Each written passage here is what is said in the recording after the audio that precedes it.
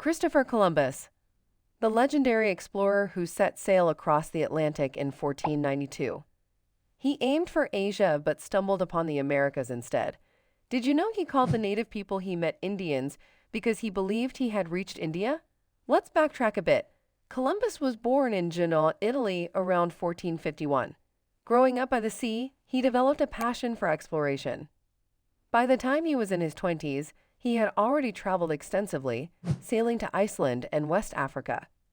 His dream was to find a westward route to Asia, but convincing European monarchs to fund his journey proved difficult.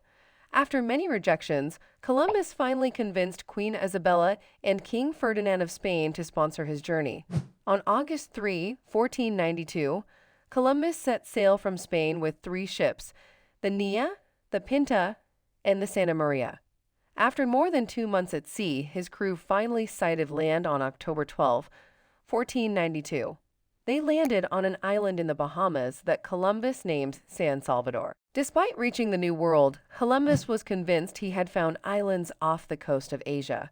Columbus explored parts of the Caribbean, visiting Cuba and Hispaniola before returning to Spain in 1493 as a hero.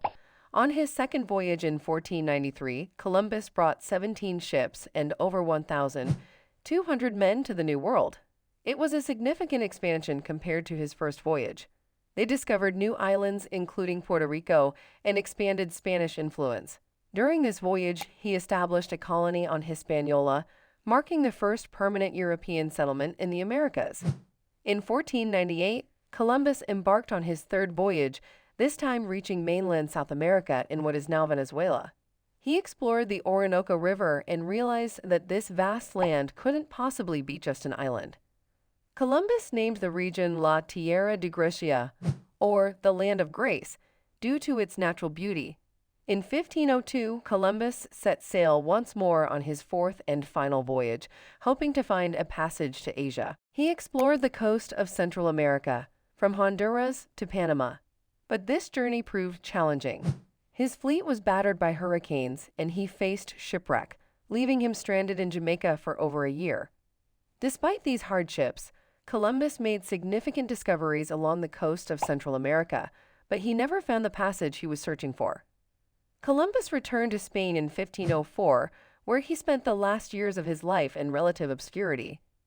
His legacy is mixed. He's often celebrated as a pioneering explorer who opened the Americas to European colonization. But his expeditions also marked the beginning of a difficult period for indigenous people, bringing diseases and initiating the transatlantic slave trade.